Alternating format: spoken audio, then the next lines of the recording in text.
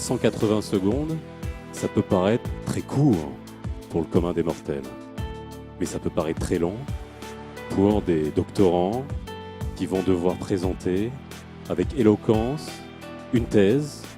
Et je peux vous dire, pour les avoir vus répéter, eh bien ils le sont, vous allez les découvrir tout à l'heure.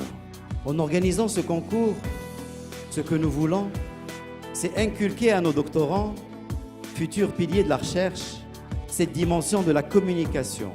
Nous allons en fait assister à un spectacle, un vrai spectacle, où la science vous parle, où des étudiants vont se livrer à un véritable one-man show autour de leur sujet de recherche. C'est en réalité un concours d'éloquence, un concours d'imagination et d'expression auquel vous allez assister ce soir.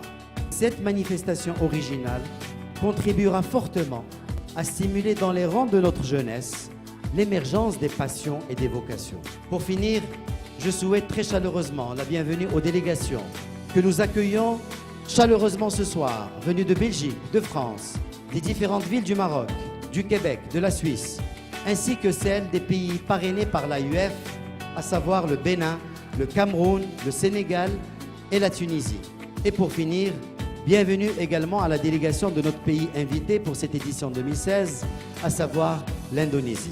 Que les membres du jury, venus d'horizons variés, entendent également l'expression de la gratitude de CNRST pour la lourde responsabilité qu'ils auront à prendre aujourd'hui. Notre grand événement de ce soir a été accompagné par l'organisation des premières journées marocaines de la relève en recherche les 28 et 29 septembre 2016 en CNRST. Ces journées d'accompagnement de la relève en recherche ont regroupé une centaine de doctorants nationaux et étrangers. Nous sommes privilégiés dans un contexte où beaucoup de choses sont difficiles d'avoir à gérer un concours si populaire. Opportunité assez extraordinaire d'être là ce soir. Moi, donc, mon rôle, c'est arbitrer tout ça et ça se passera, je pense, très très bien. Voilà.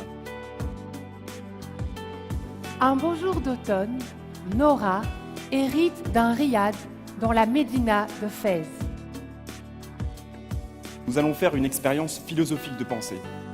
Et pour ça, je vais vous demander de vous imaginer dans un supermarché. La question que m'a posée mon directeur de thèse lors de mon entretien de thèse. Sur le coup, j'ai répondu « Oui, je le veux ». Si vous saviez que le Titanic allait couler au milieu du voyage, monteriez-vous quand même sur ce bateau? À moins d'être magicien. Mais comme dirait le sage Gandhi, un pas à la fois suffirait. Ma télévision réagit en s'allumant. Cependant, mon décodeur ne réagit pas à cette télécommande-là. Imaginez un monde dans lequel les hommes ont perdu le sommeil, pas parce qu'ils sont amoureux au combat, mais parce qu'ils sont malades.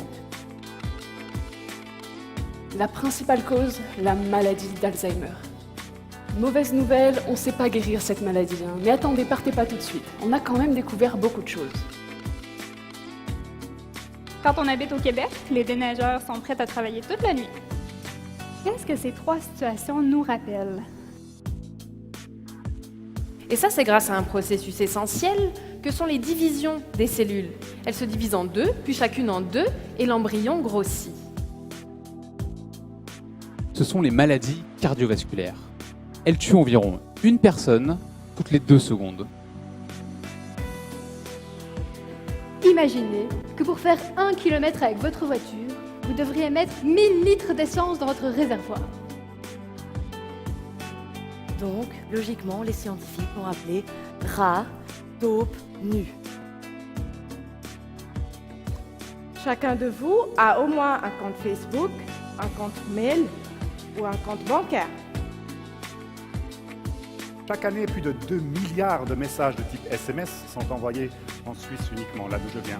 Et c'est sans compter tous les messages WhatsApp que l'on s'échange.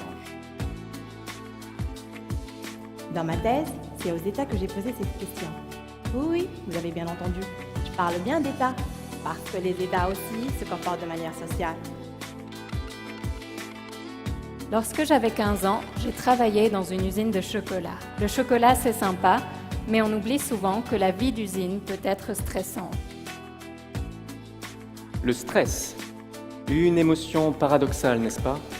Car si à petite dose, il peut nous stimuler, il peut aussi inversement nous faire perdre nos moyens. Savez-vous que le cancer de la prostate est sur le podium pour la 2e ou la 3e place en termes d'incidence selon les régions du monde? Admirant la magnifique architecture de Rabat, l'État ne juge pas utile de surveiller votre activité. Le 3e prix a été attribué à M.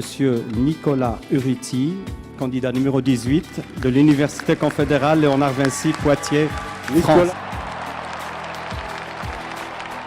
Le 2e prix a été attribué à Mademoiselle Maude Gratuz de l'Université Laval, Québec, Canada.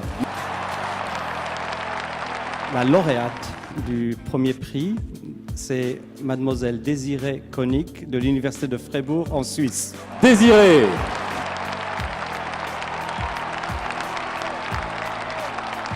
Vous avez une petite idée du prix du public ou pas?